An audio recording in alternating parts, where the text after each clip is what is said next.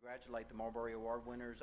The process is, it's not the easiest process to go through as far as picking and choosing because, and I'm happy to say being from Alabama, they are 6 of the finest, but we have thousands of people here that are also just as deserving, but these folks I've called on several of them at different times throughout the last 5 years, and I've not had anything negative coming across. They immediately jump and help me, so congratulations to you guys for a job well done for the students of Alabama. And with that being said, and if you ever want to know if you want to know the story behind the coach shirt, I'll explain some other time because it's a problem on my behalf. So that being said, in November I had the pleasure of attending the Georgia Educational Technology Conference, and there was a guy presenting there. I went to the general session, and there was a guy there by the name of Kevin Honeycutt. Not knowing what to expect, I will tell you this. I immediately, upon leaving that session, found out when he would be presenting a next session. I sat there through a session that he had. I waited on some technology groupies to get through talking to him at the end of this second session, and immediately we exchanged cards, and happy to say I think within a week possibly we had contracted with Kevin Honeycutt to be our keynote speaker. I think you're going to be wowed, surprised, amazed, but I also think when you leave here you will feel like you have gained a new friend, and I hope we give Kevin an Alabama welcome. This is his first trip to Alabama, and I hope we give him a 96 degrees, 100% humidity Alabama welcome to Mr. Kevin Honeycutt.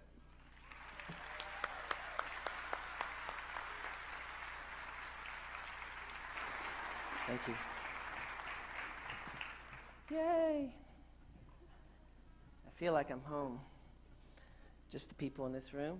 You people that win the awards, you know what I love is teachers, they never get recognized. And when they do, they look embarrassed. You know what I mean? And that's beautiful, you know. I know what you do. I know what you go through. I'm going to go ahead and share this whenever you're ready. I'm going to tell you a little bit about me. I'm a school board member, 3rd term, don't judge me. Because I stay connected to schools. In my little town of Inman, Kansas, we have about 1,100 people in my town. I was the art department, K-12. When we broke into curriculum meetings, I met with myself. That was funny the first year. 13 years into it, it was a bit lonely. I felt like an educational detached retina. Now, you know, you're up to your armpits in kids. You're doing your job. You love your job, right? You don't have anything, you know. I mean, anyone sue you, what are they going to get? You know, you're not scared. And now my son is going to be a teacher. Now, raise your hand if you're a history teacher. If you're a history teacher, I blame you. My son, you know, was a debater, national qualified debater, and a great speaker, and he was heading toward being an attorney.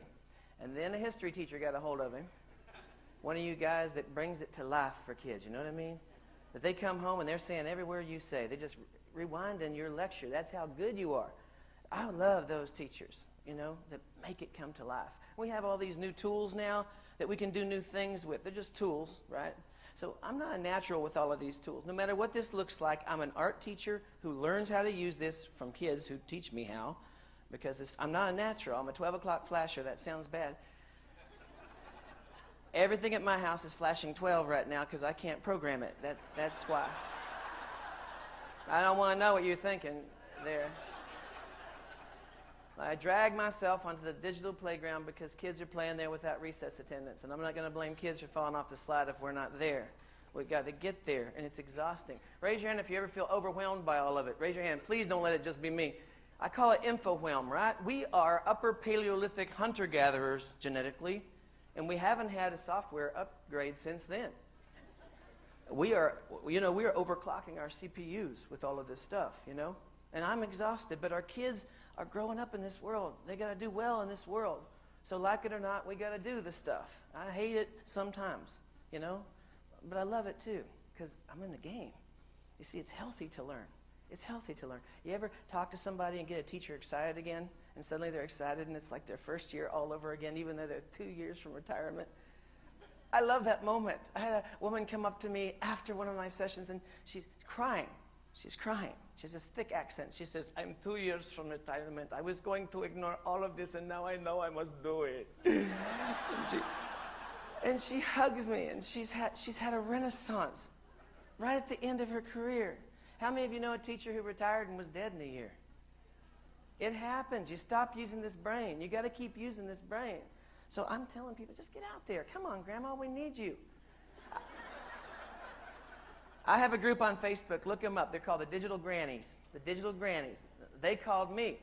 They said, we want to learn Twitter and Facebook. I said, why? They said, we want to mentor our grandkids without embarrassing them. Isn't that beautiful? I do this for free. The room smells like learning, excitement, and Bengay. Grandma's here. Think about what we are. Okay, we're the first generation of humans that can talk to the future. I don't mean send a picture of yourself. I mean talk to the future. I talk to my phone. I have a YouTube channel. I'm close to 1 million hits. I've been on there a long time, and if you've looked at my channel, it's embarrassing because I don't polish anything. I just talk. I hold up the phone and I talk, not to a phone, to every kid that will ever look at that video. I'm talking to the future. My great-great-grandkids will know me. I can talk. God, don't not do that. Role model for kids, what we do with this tech. I'm not going to blame them for messing up. Raise your hand if you made a mistake in puberty. Raise your hand if you made a mistake. I love Alabama because you claim it. You claim it. But I bet most of those mistakes of yours weren't Googleable. See, I bet they're analog. You want to know my mistakes? You find my old friends. If they tell, I will tell. Policy of mutual destruction. But I wasn't on the record back then. I wrote on the bathroom wall. It's been painted 3 times since then. Our kids are talking, and I'm glad they are, but every tweet is Googleable. They're building a digital legacy every time they tweet, every time they status update, every time they click like. And if we're not in this game, they're just guessing. I won't let that be. I can't. So I love my son, but he's going to make mistakes, right? I expect him to. When we were kids, it took like a week to ruin your life. You had to work at it. Raise your hand if you think with one click a kid can ruin their life. Raise your hand if you think with one click an adult can ruin their life. Senator Wiener. Your name is Wiener. And you're going to make that mistake. What was he thinking? What's the worst thing I could possibly do? Oh, yeah, that. So I expect a 12-year-old girl is going to make the occasional midnight mistake, and I just want to get ahead of this. I want to help build the filter between their ears. See, if all we do is firewalls that are mechanical, that doesn't teach. It avoids the circumstance. We got to get in there, and it's not easy. And the leading edge is the bleeding edge. I bet you've been beat up for the things you did because people think you're wasting time. You ever get the indictment? Must be nice to have the time. Oh, I get that all the time. Must be nice. I don't have no time. Man, I don't even have time to use the bathroom. You know? You work. You go home, you're still working. That's what you guys do. You're on the couch kind of watching Dancing with the Stars. The truth is you're still online learning. Thank God. Thank God. Because kids are going to spend the rest of their lives in the future, not our past. You know? I'm going to throw some words at you. Steal everything I have. Use it any way you want, anytime you want. I stole it from someone anyway. I think of our kids as going west, right? The pioneers going west. And some people stayed in the colonies and some people went west. And they died in large numbers, but they learned beside their children. They learned new things, you know? The stuff that worked in the colonies didn't always work out west. And I feel like we're, as a civilization, that's what's going on. We're moving west.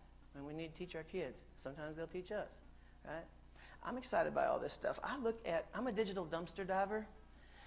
See, I taught art. Any art teachers in the room? Well, I know who we are. We're optional. Every round of budget cuts, we're optional. So every year I had to do a some pig project, some pig. So Zuckerman wouldn't make bacon out of Wilbur, you know? I know that, so I'm always looking for that next tool to do something exciting, you know? If something new comes out, I'm going to paint with it. I'm just going to. But I always had to dig through a dumpster for my supplies because I had no budget. And now I see digital dumpsters, digital dumpster diving. You know what I mean? I don't call it ed tech staff development. You know, you've got to go and get your career points at the ed tech staff development. Come on, call it something cool. You know, digital dumpster diving. No one's scared of that. I like to use words that are traditional and digital right down the middle. I'm not going to indict anyone for not knowing. I'm going to invite you, bring you into the light. And you don't have to do all this. Just do something. Pick something.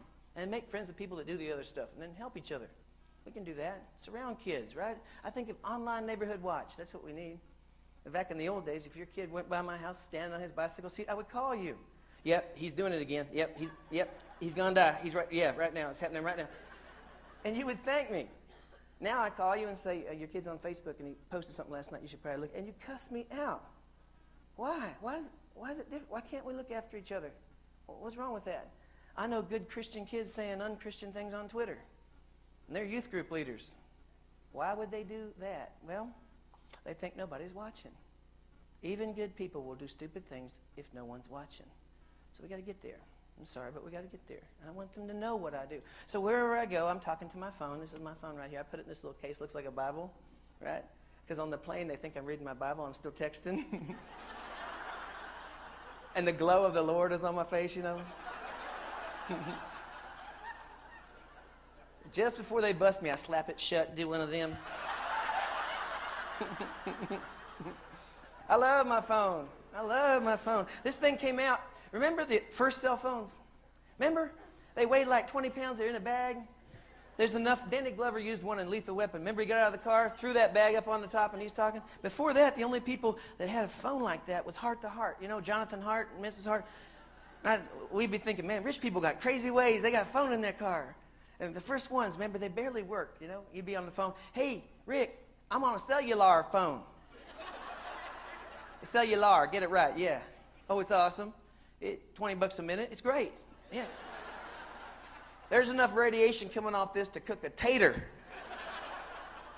I got up against my brain pan, you know what I mean? Man, we had some interesting phones. I still got one of them heavy, heavy phones just to remind myself. Our kids got cool phones. They got the phones we were promised. They're really cool phones, right? There's more technology in this than took us to the moon in the Apollo package. More computing power in this, and it's in your kid's pocket. It's the most exciting thing I can imagine. I grew up in poverty. I had nothing. And I remember thinking, if I just had what the rich kids had, I could do what they do. See, Spielberg is awesome, but he's a rich kid. He had a camera. No one had a camera like that back then. You know, George Lucas, same thing. Poor kids couldn't do things like that. I can make a movie on this and win the Cannes Film Festival. When will I start? I make my kid pay rent on his technology. Rent. I call it the use-lease agreement. I didn't buy it for his infotainment. He's competing with the world. What are you making with the most powerful tools in human history, child? I demand it, and if I don't see something I like once a week, I take it. He does not like this. I'm not here to be liked. I'm here to raise a kid that moves out of my house. I love him, but he needs to get on, you know. They never really leave, do they? The umbilical just stretches farther and farther, and money goes through it, you know. I started demanding things of him because he's competing with the whole world. There are more honor students in China than there are students in our country. More honor students in China. Do our kids see this coming? Anyone can do anything from anywhere at any time. What are we doing? Are we playing? Are we dancing on the railroad tracks and not looking? The train is coming. Make something. Gosh darn it, you know. This and the web prepares a buffet of learning choices, and our kids are eating the napkins. You know what I mean? You got to get in there. A balanced digital diet. Show me something. So I role model. If you see all my stuff online, guys, it's terrible. I don't care. Don't wait to be good. You'll never do it. If you waited till you had the money to have kids, how many would you have? You start having kids. That's what you do. So I jumped in with my YouTube channel. I didn't know. I flipped my classroom 6-7 years ago. I just put all my art lessons online. And they're 10 minutes long. These are the art snacks, I call them, because kids don't eat a whole meal online. They snack. So I make them snack size. Right? 10 minutes. Just drive. It's Bob Ross on a budget. I point a camera at my hand and I draw. It's not fine art, but I'm going to teach the standards while I draw. So if I'm drawing a fire ant, I'm going to say head, abdomen, thorax, exoskeleton, insect, 6 legs. I'm going to sneak that in Trojan horse style in the kid's ear while they're drawing with me. And that's what I do. And it's not, it's not great. I'm not promising anything like that, but it's free. And man, you find people. When you start living out loud, by the way, you're dying of humble. You're secret geniuses because you don't share your story, and you got to share your story. See, I'm getting sick of getting my butt kicked by politicians who don't know what I do. We have better stories than them. We can outstory them if we'll just tell our story. You got good stories, guys. You've seen transformation, but you don't stop long enough to get the story. I understand. When you're up to your butt in alligators, there's no time to drain the swamp. I understand. But where are the student film crews? All these have cameras, right? Catching you up to your armpits and all of it, you know? Where are the interviews with parents who love what you do? Antiques Roadshow style. You ever watch Antiques Roadshow? At the end, when people walk by the camera, hey, I came all the way down Shreveport. I brought my spittoon. It ain't worth nothing, but we had a great time. Thank you, Antiques Roadshow. Woo! What did they do? They stole that man's enthusiasm and used it to sell their show. Brilliant. You doing that on parent night. Hey, I just want to say, Tiffany hated school till your class. The things you're doing make her so excited, and she can't wait to come to school. And Mom and I are really, really happy. Thank you so much. Stop.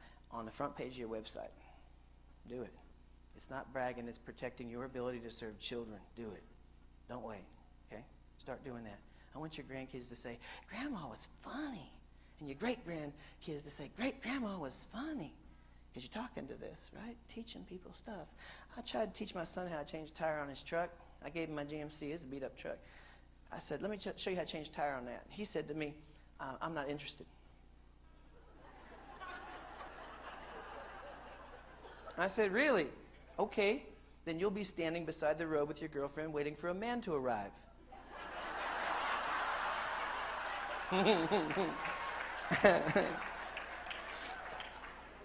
He became interested. But you know, a video showing someone how to change a tire, that's $1 million video. I don't want your 16-year-old daughter standing beside the road hoping someone nice stops. You know what I mean? It doesn't have to be art. It doesn't have to be science. It doesn't have to be perfect. I bet there's stuff you could teach right now.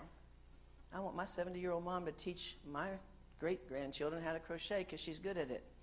But she won't be here forever. And people are going to say, why didn't you get video of her? And I'm going to ask myself, yeah, why didn't I? You know? Just start doing this, and you'll start thinking different. You people, raise your hand if you're flipping your classroom. I love you guys. You know what you're also doing? Making rewindable learning. See, not every kid gets it. You ever see a kid and you know they didn't get it, but they won't tell you? And you check in, you say, you understand, right? And he goes, but you know he doesn't, and you're not rewindable. See, I don't want to be stupid, but not in front of everyone, please. Please. You know, you understand, right, Kevin? In front of everybody? Are you kidding me? But if I go home and watch you on my Android phone, I'll rewind you 3-4 times. I don't want to be stupid, but I can't do that. Archive. I'll start archiving. Start with the trip over lessons, the ones they trip over, the ones they ask you 4 or 5 times. You know what I mean? Because if you can do that, you don't have to indict them with an exhalation. We do this. We don't mean to, but we do. She comes up to your desk and you go. That's all it takes to tell me never to come up here again. I'm stupid and I'm wasting your time, and you won't see me again. Not up here. You know what I mean? But if I could say, watch episode 3 of Math Snacks, put on headphones, I'll talk to you in a minute. Thank you. Go back to teaching. Your team teaching with yourself. That's crazy. I teach part-time in juvie, juvenile detention, pretrial lockup. Try this sometime. It's just like staff development. Yeah. A room full of people who don't want to be there, and one of them may shank you in front of everyone. It's the same thing. Exactly the same thing. First time I went in, you got a badge in. I held up my badge. I'm an art teacher. I'm bringing pencils. They took them away. I can't bring pencils in lockup. They have gummy pencils that you get to use. I badge in. 2 sets of doors. And you're in.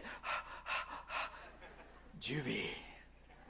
Bunch of angry kids in orange suits looking at you like, oh, I dare you to come up in here. That's what they give me, right? It's just like stat development. I got 1 hour. I got 1 hour with these kids, 1 hour. And people say, Kevin, why do you waste your time? Why don't you work with the younger kids? It's too late for these. I say, bull. A guy taught me to spend $30,000 on a Camaro. He did that in 30 minutes. I sell your daughter a life in an hour. I can try. Now, it was hard when I went in juvie because I had to teach art with these gummy pencils, and they wouldn't let me bring any technology, none. So it's the octagon, man. It's back to relationships, back to trust, you know, back to proclaiming someone brilliant before they are. You ever do that? You ever try to catch a kid being good and you can't find anything yet? You're like, way to not burst into flames. Nicely done. Like You're trying to lift them up, lift them up, find something to love about them. And scariest kid in the room, I always treat that one like he's the only one I trust. You ever do that? It's a double-edged sword. I had this big old boy. He's bigger than me. He poops bigger than me. He's huge. He blocks out the sun, I said, come here. He said, what? I said, I need your help. What? I said, this is a tough room. You got my back? He said, come again. I said, you got my back? He said, yeah. But he helps me very loud, Shut up!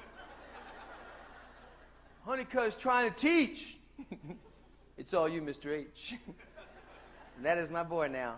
I just inherited that boy. He's my disciple. He's painting houses with me in the summer. This boy's 300 pounds. My ladders are rated to 150.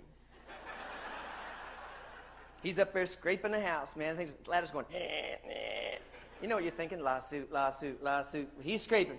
About 10 a.m., he's had enough. He's done. This is crap. I'm done.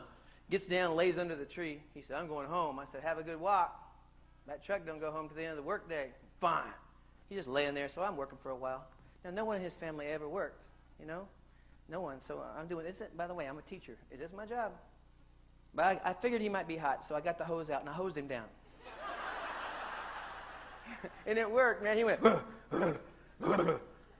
I felt like Greenpeace. Watch his blowhole. Just watch the blowhole there. He climbed back up on the ladder, and he finished that day. And he was so excited. He wanted to go to Dairy Queen and get a crunch cone as a celebration. Hey, we got the crunch cone. He finished the week. He finished the summer. He started his own painting company, and he guilted his whole family off the couch. They all work now. He went to JUCO. He got his associate's degree, That was off the clock, man. That's what we do. We live our job. My wife teaches K4, 5 grades by herself with a part-time para. I rub her feet, keep my mouth shut. She's had lice a few times. She hates it when I talk about it. When I go home, I don't check her for ticks. I check her for lice, It's just lice in there. Some of you scratching your head already. You're scratching your head. You know how it is, man. One of them gets it, then they all get it, then most of them treat, but one doesn't. You can have lice going on all year. Lice Krispies, it's going on all the time. But I love my wife because she hugs them anyway. She hugs them all, even the hard-to-hug ones. She hugged, because that may be the only hug that kid got, She believes in these kids. I love her for that. See, I almost got hugged one time, but I almost did, by a teacher I call Susie Cream Cheese. Susie Cream Cheese. She was a cute teacher. She wore denim and wooden apples. She wore teaching like a handbag, an accessory, a lifestyle choice. She wanted all the kids to look the same, walk behind her in a little row like ducklings. I was more of an iguana,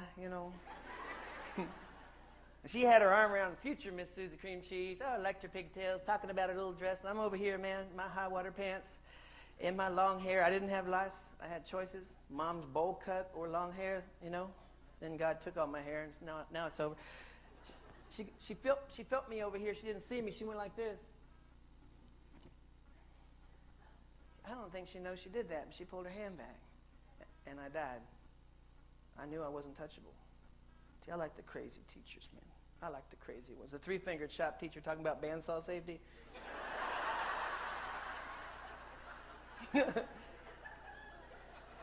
That man is a story. A cafeteria lady with a pus wart you could see through. She's real. Janitor got all them keys. He must be important. Those are the people I liked, the crazy ones. I always loved the teachers that were in trouble because they did whatever it took. They didn't always even follow the rules, It's like it's like working in a MASH hospital. You have to invent new surgery every day because you have to, I love those teachers. You guys are them for lots of kids. Some of you are young, you don't know it yet.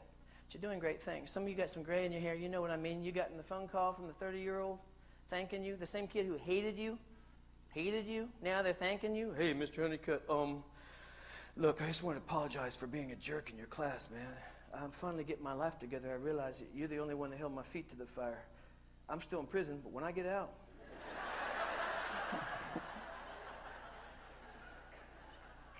call me when you're out. This is me in 1966. My kids see this and they say, cool, Civil War. That is a Polaroid. You know, remember the Polaroid camera? You had to pull it out. You ever do that, thinking it was going to go faster? Peel it off. That's me, 1966, Danville, Indiana. I went to school in 20 different states growing up. People say, oh, military brat. No, son of an alcoholic outlaw. When Dad broke the law, we moved. So we moved a lot. Dad called it the midnight run. We'd come home from school, and he'd say, kids, we're making a midnight run. I just made the basketball team first time in my life, and I didn't even get to tell him before he told me it was a midnight run. So we knew the deal. Throw everything in a trash bag, the Honeycutt luggage, and we're hitting the road tonight. Can't say goodbye to anyone. No one can know, or they'll find us on the next one. So I moved all the time. I was that kid. I was in your class a week. You had a week to make a difference in my life, and guess what? They did. They taught me I could be something else, you know what I mean?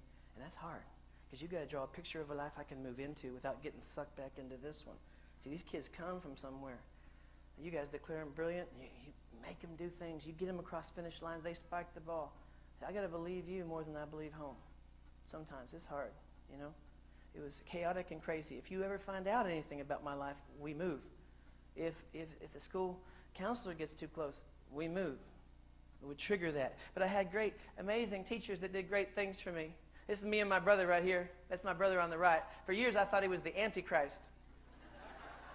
My brother beat me up every day of my life. One day, he forgot to beat me up. He said, have I hit you yet today? Here's how stupid I am. I said, I don't think so. My brother was evil. So my parents bought him a BB gun. Brilliant. And he, you know, he's good at talking to him. He's like, Mom and Dad, thank you so much for the gun. I will only shoot targets. Thank you so much. And then they walked out of the room. He went, whoa. That's back in the day when you could cock them over and over and over, and they would shoot like, you know. We watched The Rifleman all the time. Chuck Connors was a rifleman. My brother was a rifleman. He said, you will never shoot my gun, never. I said, fine. Well, one day he came up and said, would you like to come shoot my gun? No, you know, I'm like that dog on Up, you know. I'm like, yes, I would like to shoot the gun. I would very much like to shoot the gun. I would like to shoot the gun. I should have been thinking, why is he being nice to me? But I'm stupid. We walked way out into the Texas woods, way out, a long way from the house, and he turned around slow and said, I'm hunting you. You ever have one of them dreams where you're trying to run, but you're like in slow motion, you know? I'm tucking and rolling, and I'm zigging and I'm zagging, and I'm trying to get it. He shot me 3 times on the way home. One went under the skin. You got to have a good friend when the BB goes under the skin, you know? He grabbed me just before I got to the house and said, tell Mom and Dad and I will kill you. And my brother's got crazy eyes. You ever meet somebody with crazy eyes? I stay away from people with crazy eyes. My brother's a preacher now. People are coming to the Lord because of his crazy eyes. Believeth in him, or you shall surely burn. Yes, Brother Carl, amen.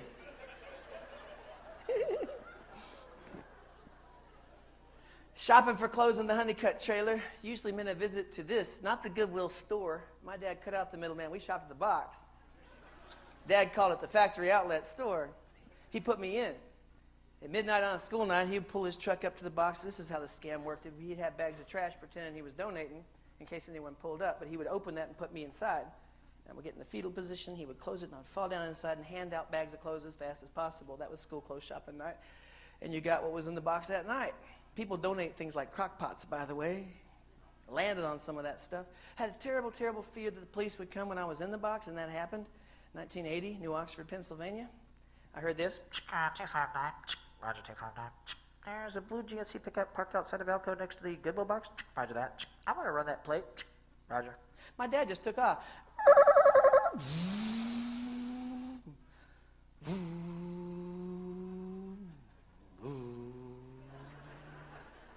There's nothing lonelier than third gear in a GMC from the inside of the Goodwill box. It's a school night. I got to learn tomorrow. I'm in the Goodwill box. It's an hour and a half before he came back. Get in! Went home, tore open the trash bags, and school clothes shopping night. You wore those to school. Whatever that was, that's what you wore to school. Kids can be mean.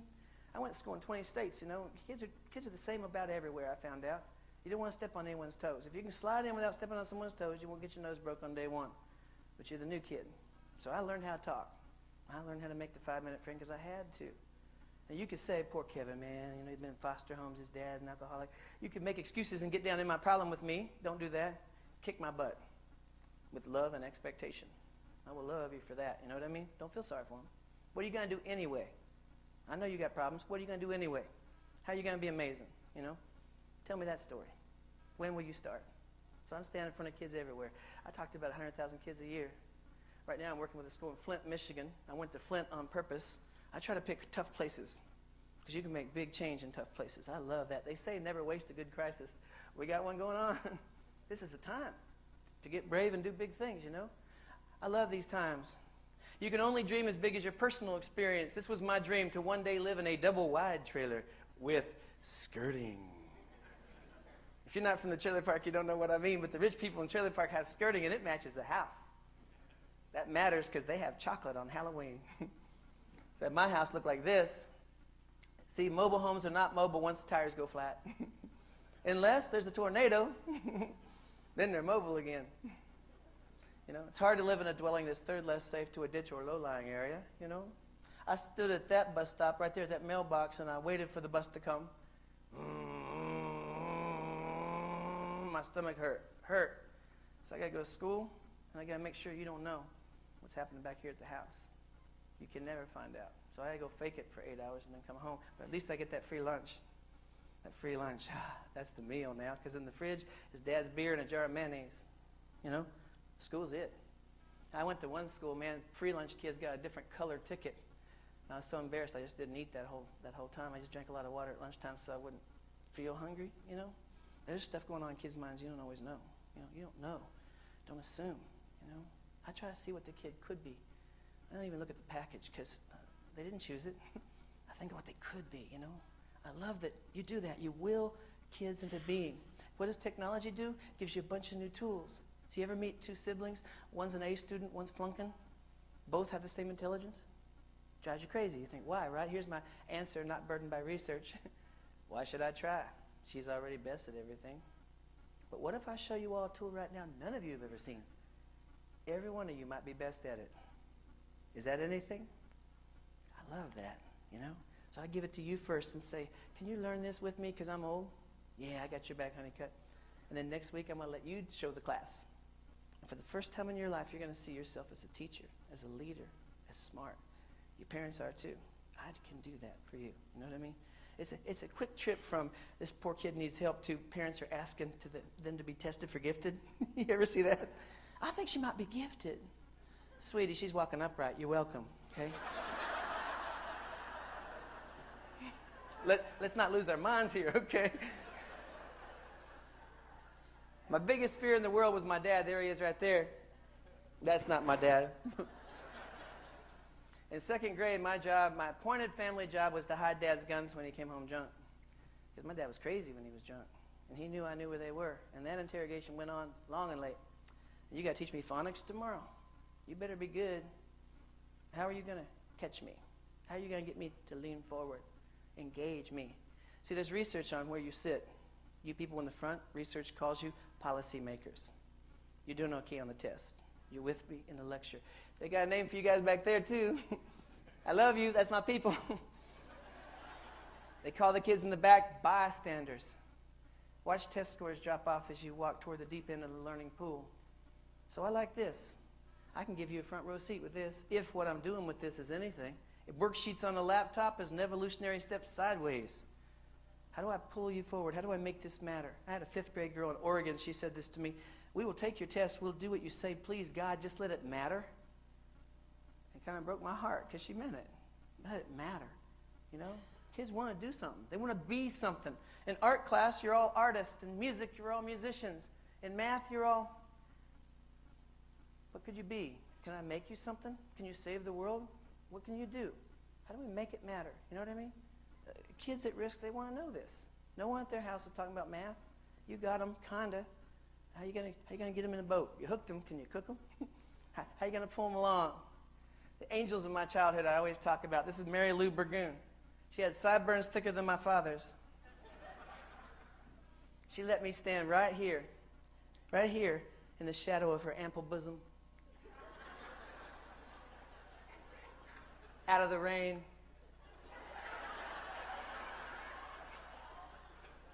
Even if I might have lice, you know? She loved me. I found her when I graduated college. I found all these teachers. I hunted them down like the Terminator because I wanted to thank them. I'm the first Honeycutt to graduate high school. Then I went to college. I owe these people. I found her retired, sitting on her front porch on living room furniture, because that's how we roll in Ottawa, Kansas.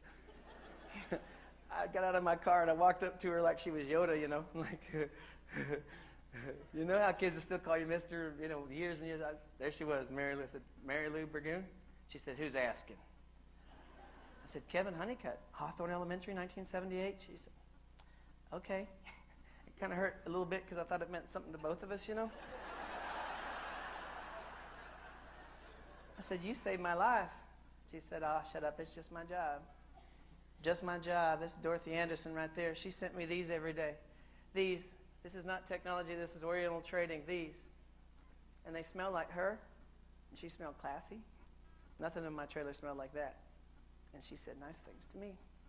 And I kept these in a shoebox. I never lost these. We lost everything moving, but I never lost these. And my dad comes home at 2 in the morning calling me a loser. I'm never going to be anything. I go to my room, put my fingers in my ear, and all I had was these. She believed. So I love her. She died about 9 years ago, and I love this woman forever. You understand? So I'm paying it forward. That's what you got to do, you know. You are that for someone. I bet more people than you know. You know what I mean? They say good teachers plant the seeds of trees they may never sit in the shade of. You know? But you do it anyway. I love you for that. You don't have any money. You don't have nothing. And I'll be danged if I'm going to sit by and listen to people say that we're selfish, that we get summers off. Guys, they're telling our story wrong. We picked a career that pays nothing, and we kill ourselves. It's okay to talk about it. And if you won't, I'm telling your story, and I'm not asking your permission. I'm going to hold an iPad in front of you, and I'm going to ask you why you teach. And you're probably going to cry because no one's asked you in how long? You're going to say, I love kids, and I will do anything for kids, and I just get up in the morning, and I have to. Stop. That goes on their website. I want my kid in your class. You know what I mean? We can do this. We can do this. We can outstory them. I want you to. And then teach kids how to do this. Teach kids to do more than, what, passed out on the keg videos? Pretend to pee videos? Come on, man. This is an exciting time. I want them to be excited. This is one of my kids. This is what they look like. He's graduating, by the way. Look at that face. He's a writer. Now, he's getting better, right? He's like one of the ones who bite. You try to help them and they bite you. You ever meet those? They snarl. Hard to love them. Hard to love them. I had a little girl, a junior high girl. She's a mad little girl. Black fingernails, black hair, black attitude. She's all goth. By the way, don't buy the veneer. You know, she's hiding. She's surviving. School pushed her out. She's just hanging in there. She'd rather sabotage herself than wait for you to do it. I get it. Don't buy that package, you know. How am I going to get her back? She's a little poet, because they usually are. Got a handful of sweaty poems every time I see her. And I'm talking poems that look like this. They're just on loose leaf like this. But she's always writing. And if you read her poems, they'll break your heart. They're not nasty. They're full of pain. This junior high girl's got pain. And I know why. I did my research and found out the police came to her house when she was little and shot and killed her father with her standing there. So she's mad. I'm not going to leave her there, though. So she's a poet. And I said, you ever been published? I know you're a poet. See, I found Lulu.com, and on Lulu.com I started publishing my own stuff, my plays. And I found out how to use it. And once I knew how to use it, I'll take this to kids. I'll legitimize their writing. I'll make them into authors. She said she hadn't been published. I said, would you like to be this afternoon? Maybe. Do you have those in Word? Uh-huh. So let's get you published. So we published her first book of poems called Poetry from My Heart. She priced it at $24.95. It's a 10-page book in paperback. $24.95. I said, sweetie, you're gouging me, man. Come on. Let's mark that down. She said, what to? I said, do your research. Other books going for how much with that many pages? She marks it down to $5.52. And I bought her book with my credit card from the couch that night. It took 3 days to be at my house. And I hurried to the school with her book in my hands. And I saw her at the locker. And I handed her her book. She launched right in front of me. She became an author. She left scorch marks on the tile. She took it from my hands with the reverence of a Bible. She opened it slowly and said, I misspelled everything.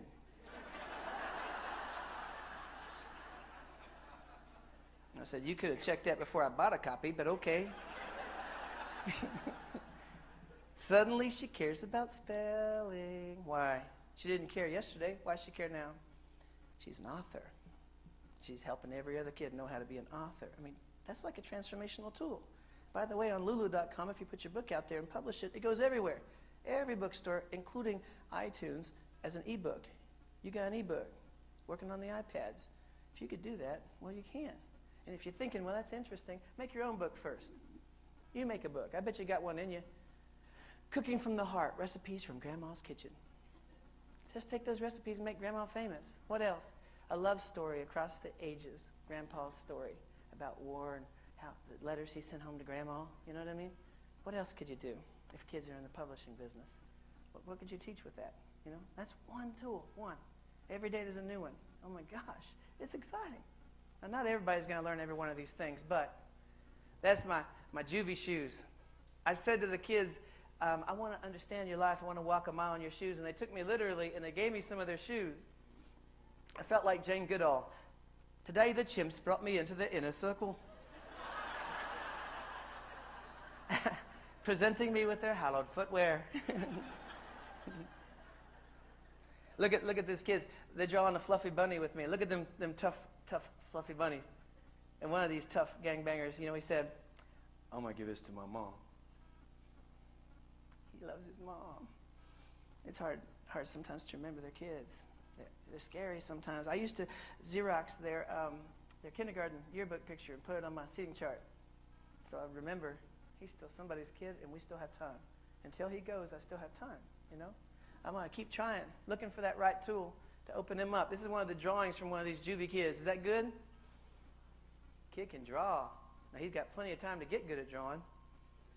What can I do with this? How can I help this kid go from where he is to where he wants to be? And so all these tools out there, guys. On kevinhoneycutt.org, if you click on the toolbox at kevinhoneycutt.org, slide down to the bottom left-hand side of the page there. All of those links will let you start an online store, add products and sell them globally for no money, and go into business. This boy can draw. That could be a t-shirt. That could be a coffee cup. Go to cafepress.com and you can open a store. If you've got images, you got product. So what if that kid could go ahead and start his online store and promote as part of a class? In fact, what if business class was literally business?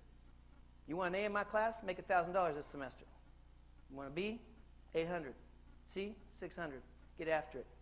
Well, I tried marketing last night. What do you mean? I put it on Facebook. No one bought one. Oh, your broke friends didn't buy one. Nice marketing.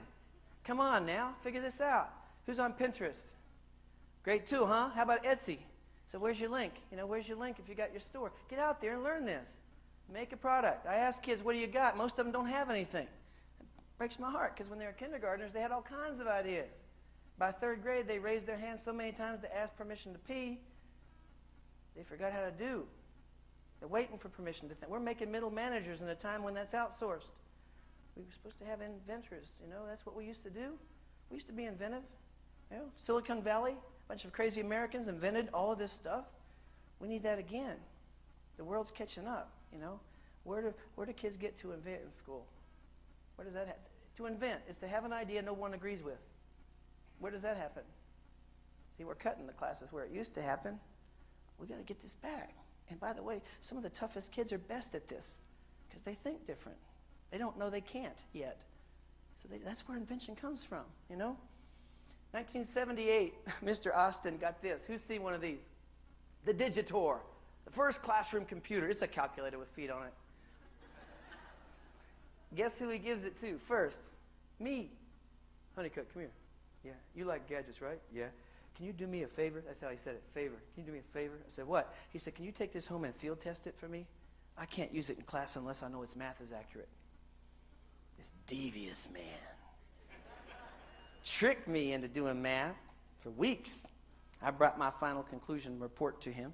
Mr. Austin, the Digitor is 98% accurate. I was 2% wrong. Does he not know my dad will pawn this for cigarettes? This man risked his job. This is expensive back then. By the way, if you find one of these, they're worth almost $1,000, depending on the one you get, because the first practical Intel chip was in one of these. Some of them have gold-plated filaments. Don't touch the chip. Get right on eBay. Start seeing if you can sell one. You can buy 2 iPads, you know. I never forgot this, what this guy did. He hooked me. He had something, and I got excited about it. I believe this. Empowerment comes from being trusted to attack learning according to your own strengths. See, we call stuff cheating. Raise your hand if you got a GPS. Raise your hand if you like your GPS. Raise your hand if you love your GPS. That's my brothers and sisters right there. See, GPS is the thing God forgot to give me. It's on my dash, and it doesn't judge me. You miss your turn, she makes it sound okay. Recalculating. See, my wife isn't like that. She's like, you missed your turn, what is wrong with you? I'm like, stop judging me. GPS is nice. You feel like a rock star arriving at destination on right. I'm like, thank you. My wife has caught on that I have an unnatural affection for the GPS. She's been there for me. She says stuff about her, too, like she thinks she knows everything. So she kind of does. Why don't you marry her? I kind of might. There's a lot going on your dash of your car. Your kids are navigating that world. Think about all the things that you have to negotiate, right? So there's a lot for a kid to manage. If we're not the transmission on their engine, they're going 110 mile an hour towards something. How do we know when to shut something down, turn something on, or is it all on all the time? In my session, I'm going to give you some more ideas about how we kind of manage this deluge of stuff. Just think about the Model T. What was on the dash of a Model T? Ooga. Steering wheel. You had a thing, a brake. That was a lot. I bet the first people who got it, I bet they were freaking out. Oh my gosh, oh my gosh, oh my gosh. Look at your car. Look at all that. And it's all good, isn't it?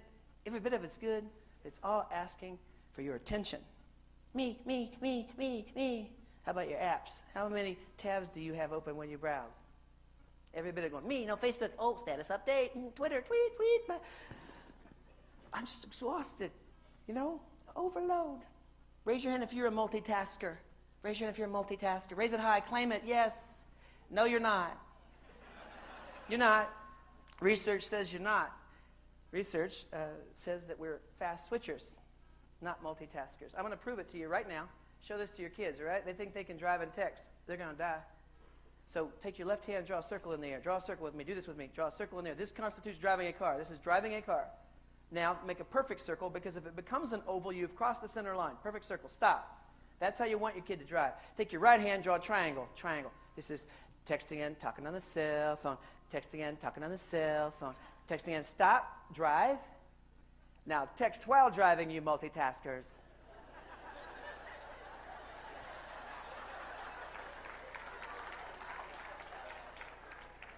How's that working for you?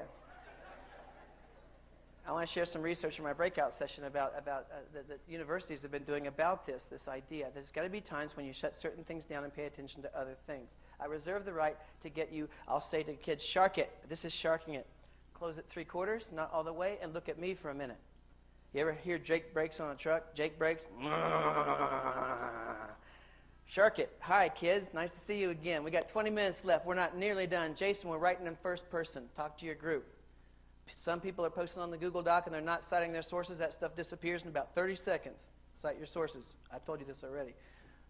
19 minutes now. When we go lids up, you're going to get after it. Do you hear me? All right. And you mark, you set, lids up.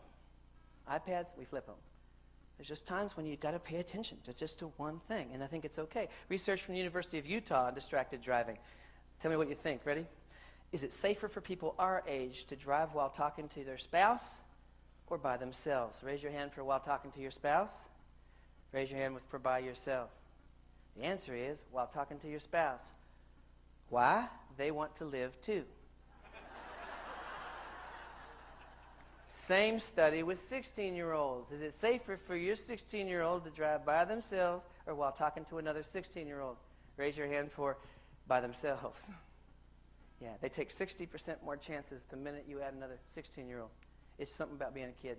We were all there, Social matters more than safety. Knowing that, I got to help my kid. My kid makes stupid decisions. Your kid ever do something stupid? You ever ask them why? What do they say? They don't just say, I don't know. They say it like Scooby-Doo. This is an honor student, okay? Just did a bonehead thing. So I went to, MIT has a cool conference called Learning in the Brain, and I went to it because there was a study coming out on why teenagers make stupid choices. You couldn't keep me out of that room. I'm in the front row. Do tell. They talked about the prefrontal cortex. Right behind your forehead is a piece of neural real estate that makes decisions. It's the air traffic controller for your brain. Guess what the last thing to develop in a human is? Planes are taking off and landing and nobody's in the tower. Oh, let me fix that. There's stuff in the tower, popular culture, their friends, reality TV, and you. If you're not on Twitter, you're not in the conversation. See, because you don't know. You got to be in that pantheon, right? Because they do listen to us, but we got to be in that conversation. So they make questionable decisions. The research shows that girls begin to develop that prefrontal cortex, the frontal lobe, around the age of 16. And boys, marry one. I'm looking at the clock. I'm done at 10:30. Is that right? 10:30? 10:30? I'm going to take you down a little bit of a pathway here. And I'm going to see if you can follow me down here on the floor. I have to move around. I'm ADHD. Have you caught on? In 8th grade, poor kids don't get guitars, but in 8th grade I had begged for a guitar my whole life, and my dad found the guitar at a yard sale for $1 with no strings attached. It had no strings attached. It was an F-cut K, from Montgomery Ward's, big old guitar. The action was like an inch off of the fretboard. It was painful to play, and I begged for strings, and finally at Christmas I got strings, and I put them on, and the old man next door tuned it for me, and so suddenly I have a loaded weapon. I don't know how to play the guitar, so I'm just touching stuff and hitting. And I found this right here. And I slid it to here. I was so excited, I entered a talent show. That's all I could do.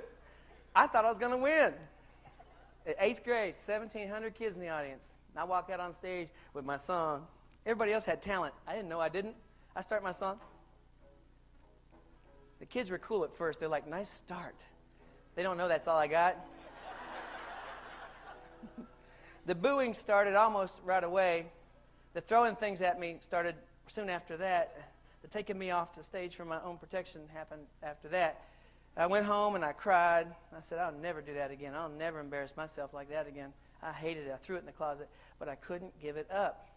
I just thought I'm supposed to play this. I feel like I just was born in the wrong trailer. You know what I mean? I got to get around this. So I kept messing with it. I couldn't read music. Where's the music teachers in the room? Music teachers in the room. You almost got me, but we moved too fast. I could almost read music, So I'd go to the music store and just look at music, just look at sheet music and just hope it would go into my head somehow. And I was looking at A Stairway to Heaven because I'm from the trailer park. You have to learn that song. And then I noticed something. Above those lines, they had these little grids at 6 and 3, and it was a picture of this. 1, 2, 3, 6 across, with circles that said 1, 2, 3. That's your fingers. I cracked the code.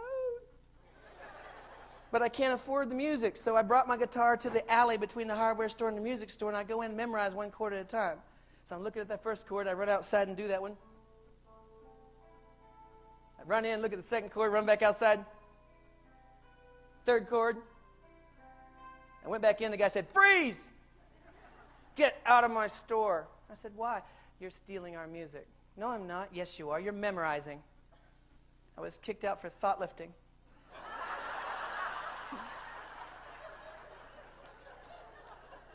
That's it. What am I going to do now?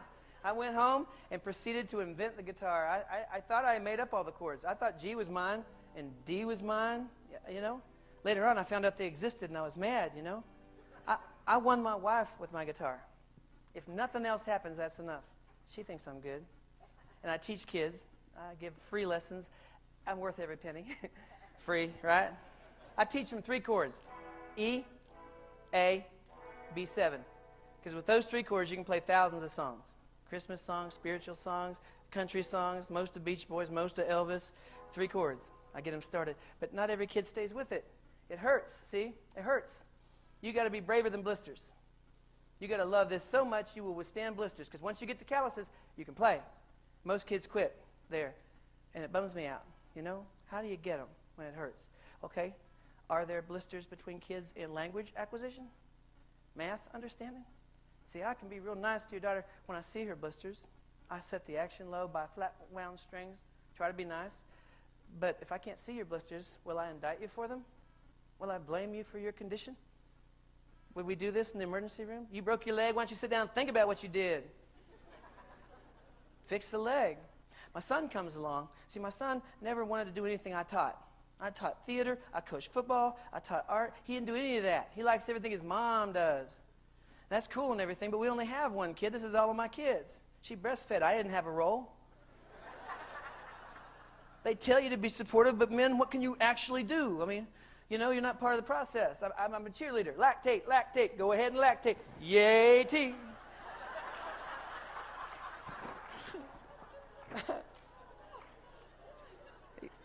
Then they get older, and it's a little more fun. When he turned 16, he got a guitar, and I thought, Dad, it's Dad's turn. I was practicing my speech. Son, if you're going to learn the guitar, we need to start with 3 chords, and we'll practice at least an hour a day. We'll do some drills, and we'll go from there. Well, he doesn't come.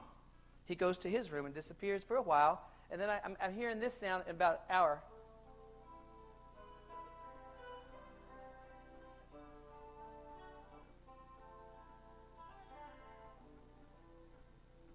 How is he accomplishing that? Yeah, can I come in? Sure. Son, you need any help? Dad, it's not personal. It's always personal when they start that way, you know? He said, I'm learning from a guy on YouTube. I waited 16 years for this little jerk.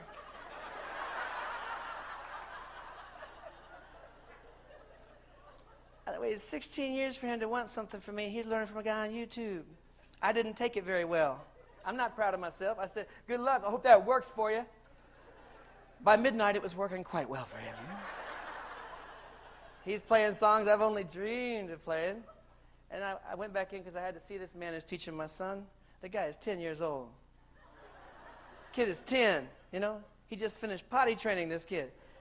And he's a virtuoso. And my son says, Dad, it's not personal, but I can rewind this kid as many times as I want. And he doesn't know how many times it took me to figure it out.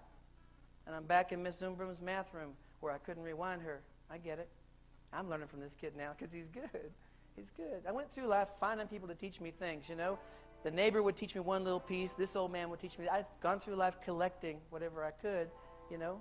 And that's exciting. But, man, we got everything now in the palm of your hand.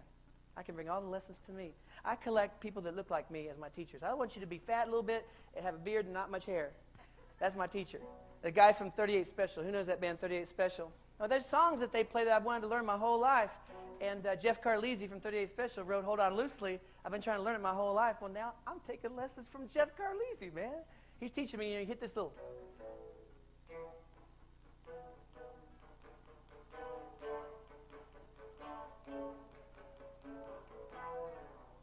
He slides like that. Does this sound cool? So I got headphones on. I'm in the airport, and I'm practicing with Jeff Carlisi, man. I'm thinking, my gosh, what a great time to be alive. Anything you can show someone how to do, you can create a lesson for. Anything you can show someone. That's really, really exciting for me. Now, how do I get your daughter to play guitar when she can't withstand the pain? What can I do? So the minute the iPhone came out and apps started happening, I start looking at it. Raise your hand if your kids play Guitar Hero. I love Guitar Hero. It's making kids like the hair bands of the 80s. That's cool. But if your daughter can rock on Guitar Hero and I hand her that Telecaster, could she play that? It hooks her, but it can't cook her. It's not real. So I start looking at apps and I'm looking at iPhones and I say, what can I actually teach? Is any of this real or is it all just games? And I'm a hard marker about this stuff. So I look at my phone. One of the first apps I went out there and found was called Pocket Guitar. I was curious because Pocket Guitar turns your phone into the fretboard of a guitar, and it happens to be just the right size. Let me plug this thing right here.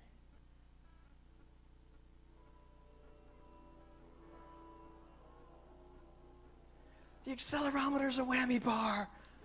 Now, this is a G major. C.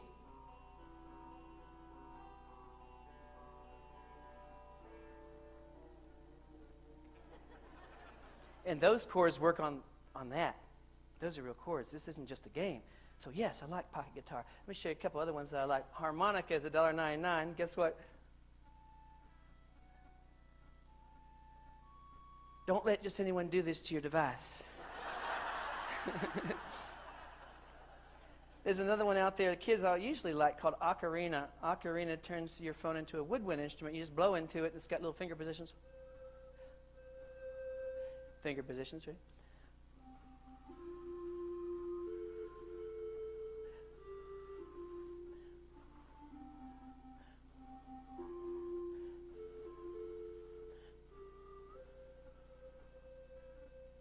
and I'm spent. I was playing for you just now. Thank you for the smattering of applause. I appreciate that. Smattering. Yeah. I was playing for you just now, but I was also broadcasting worldwide just now. Anyone with this app could hear me and send me love. No one ever sends me love. It's like talent radio. You know what I mean? I'm not alone anymore. I can get recognized. There's people, this is, by the way, called Ocarina, right? And there's a website online called Smule, smule.com, where you can download tons of sheet music on this 4-dot construct. So kids, yeah, they're playing, they're making bands, they're doing Christmas things and all that stuff. It's kind of cool, sort of cool. I want to try something. How much time do I have now? I got about 10 minutes, is that right, about 10? Okay, so let's put it all together. This is my little traveling kit right here. And you got to come up, this is Nerdalicious. You got to check this out, okay? I spend a lot of time playing with this kind of stuff. Down here, I got this little box that aggregates all my sound, and it's really just a tin. What's it on there? What does it say on it? Can anybody see? Let's see if I can reach it here. It's just a tin that had like lozenges in it. Yeah, well, I had to hook it up so I could aggregate all my sound coming out. So I make bands with kids all the time, and I take an amp like this one down here that I can put batteries in, and I get splitters from Radio Shack, and I give every kid a cable. You're in the band. Tweetwood Mac, here we go. And kids jump in. So with GarageBand, and I use GarageBand a lot to get kids started because they don't have to know a whole lot to do something. So I'm just going to push a button here and let this thing get started. This is on smart piano, right? So I'm going to teach you this. Where you go. E, B, C sharp, and A. Let's put a guitar with that.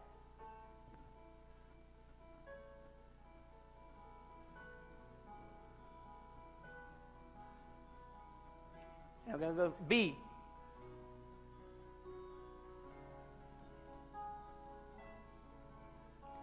Can you feel the love tonight? This is the way you left me. I'm not pretending. No love, no hope, no glory, no happy end. And she will be loved. And she will be loved. You can do hundreds of songs with these same 4 chords. Cool? Cool. So you can start your own band like today. If the kid wants to freehand, let them. Go for it. Cool. But put a guitar on here and put it on manual. I can pick it.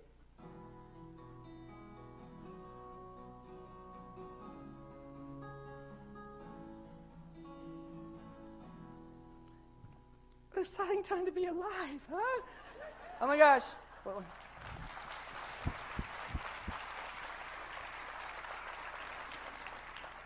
yay. So this company called Ion makes this guitar here. This is the Ion All-Star guitar. You can buy it for $25 on Amazon. I think it's still $25 right now. Your iPad goes in it. Now, my problem with the iPad is that it's not a guitar. I kind of want it to be more like a guitar. This solves the problem, and it's not perfect, but it's affordable. So you just open the back, and you pop in your iPad, also your iPhone. They make a little insert that'll hold your iPod Touch or your iPhone, but it suddenly turns on the fretboard, and this becomes a MIDI interface, and the chords all work. But with GarageBand, this is a stand-up bass, a cello, fiddle, piano, drums, everything. This is a new instrument in the world. First kids to grab that and do well, they're going to get famous, for something good. Right? So I'm going to launch the app here, the app that it comes with. Let me see. Dang, I think I left it on. It died. Dang. Maybe my other sessions, I'll bring it up, okay? But basically, you just play it on the screen here. It has a whammy bar built into it, right? Raise your hand if this is interesting to you. Yeah, this is kind of a big deal. If you're nerdy, it pops apart and goes in your suitcase in 3 different pieces, and then you pop it back together. Kind of cool. Now, I had a music teacher that I was talking to when I first came in this morning. Where's my guy at? Where's my music teacher, my band guy? Can you raise your hand so I can see you? My guy that I was talking to this morning. Don't act like you're not here, because I know you're here. Yeah, can I borrow you for a minute? Give him a round of applause and get him to come up here.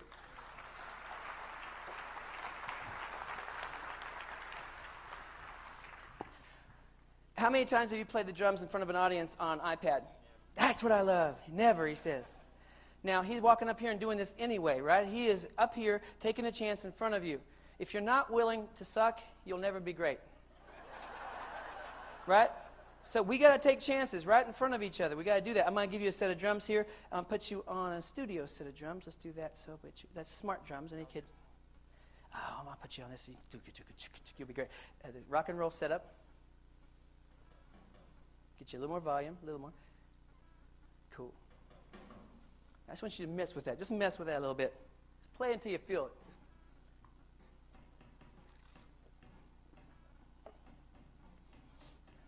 Yeah. Give it up for my man. He's doing this right in front of you.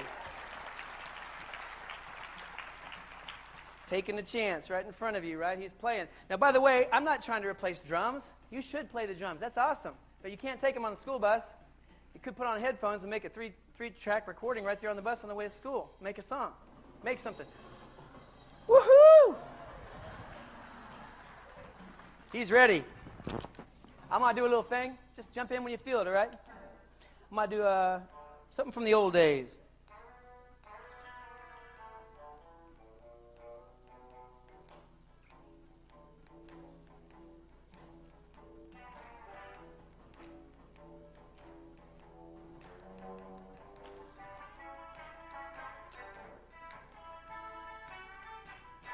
Give it up for my man, ladies and gentlemen.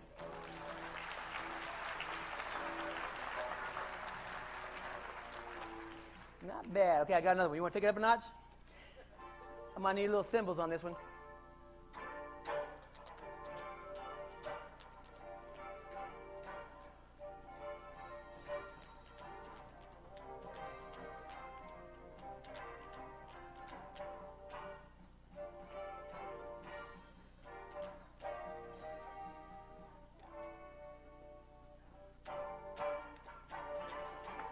Give it up, my man. Don't go. Hey, don't go anywhere. Don't go anywhere.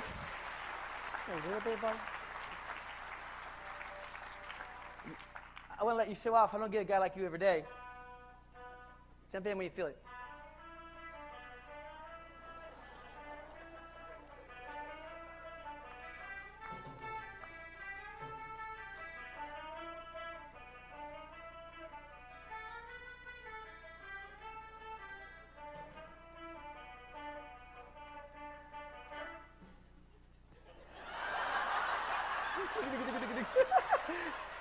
Give it up for my man.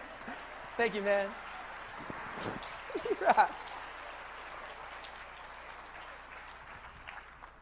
So I want kids to make music. I want them to make their own music. So many kids are good at singing and doing things. I want them to do that, you know? And there's apps out there that will get your daughter into the game. And so one of the ones I really like a lot is called Voice Band.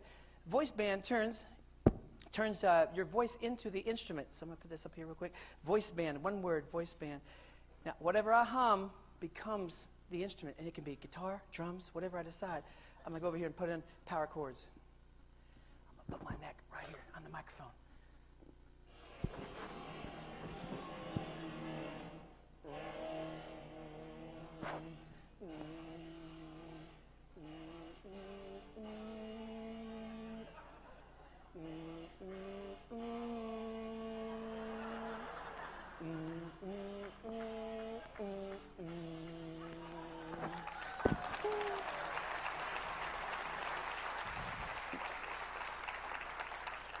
You can record the song. You can record it. You can build the whole song from scratch. And if you go to YouTube and put in Voice Band, the top hit you're going to get is a guy in 5 minutes makes a whole song.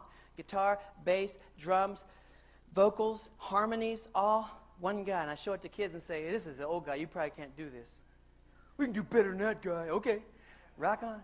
So you get your song done, right? You get your song done. You go to TuneCore.com, get an account, upload your song, choose album art. They'll make it for you for free, and publish the song worldwide for $9.99, everywhere, including iTunes. Now you're in iTunes. You don't got to go to Nashville. You don't got to go to L.A., right from here, right? And now go promote your song. It doesn't have to be a song. What if it's a poem? Spoken word album? Anything that you can say is a product like this. Exciting times? I'm excited about all the possibilities. I'm going to bring this thing in for a landing because I think I'm just getting close to being out of time. Let me see where I'm at here. 3 minutes, so I'll end it like this. If I can find my, there it is. Okay, cool. Now I'm skipping over a couple things here. Let's see where I am. Everyone matters. I think this is it. Sorry. I'm all over the map here. There we go. And close this thing because I don't need it. There it is. See, I'm skipping over a couple things. But I'll get to some of that in my session. So here's my kid when he's 2, running through the house. And he had his diaper on. I don't know if you can see the, switch over to that thing. Here. And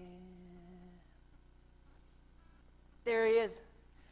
Okay, and when I was his age, I was running through the house like that too, but I was smart. I had a pair of them things on the right called tweezers. And I saw these things on the wall that had 2 holes in them. I knew they went together. I was smart. It explains a lot, doesn't it? I walked up and I plugged it in.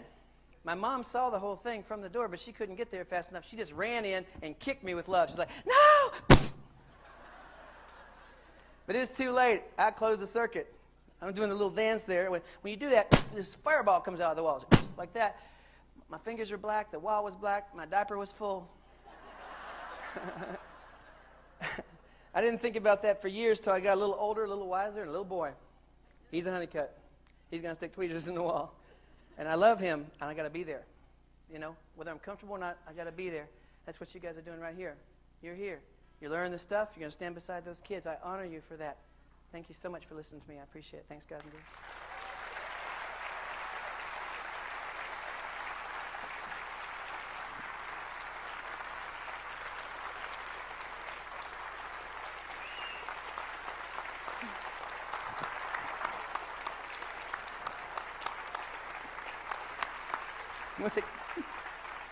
Hey, just fake it for a minute. He's going to take a picture from behind so it looks like that picture I never get. So act like you're still going.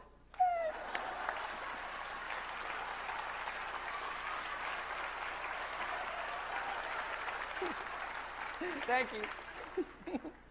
Thank you so much.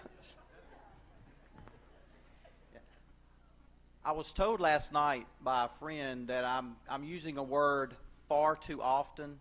You know those words that we say and you think, gosh, how did I get into this habit? But I'm going to have to use it one last time and then work on losing it. It's going to be the word wow. I think he deserves another hand. And as a coordinator of the AETC, I do oftentimes find myself sitting in awe of people that are on the front row. People that are in this room, people that I know that are going to take what we do and take it back and do what Kevin is very strongly and so wisely suggesting we do, is remember our end product and start at the beginning. But every child you get in your classroom, and I know as a 3rd grade classroom teacher, every child I got, they were not where they needed to be in 3rd grade. But I took what they brought, what the mothers brought, what the fathers brought, grandparents brought to me, and hopefully I did what they needed. So again, we want to welcome you to the AETC conference. I think hopefully this is just a taste of what you'll get throughout the day. I feel like if nothing else happens, I feel like just from what we've done through yesterday and today that I have attended a full conference. Just a couple of housekeeping things. Right now, the vendor hall will be open. We'll have some uninterrupted vendor time. Please, if you get an opportunity, take your time to go through there, see what they have to offer, because without their help, there's financial support, and they building up our morale. They make this conference happen. And I hope you have a great conference. Again, if you have, and this is one thing about the shirts, if you see anyone today in a navy blue shirt like I'm wearing, do not ask him any questions. However, if you see my teammates wearing the khaki shirts, you may ask them anything you like. Need your car washed? Ask them. It doesn't matter. But they are here. But seriously, we're all here to serve and to be your support, because supporting you makes our life easier back at the State Department of Education. And with that being said, have a great day. And again, if you need something, come to headquarters, stop one of us. We answer to a lot of names regardless. I'll promise you that. And have a great conference.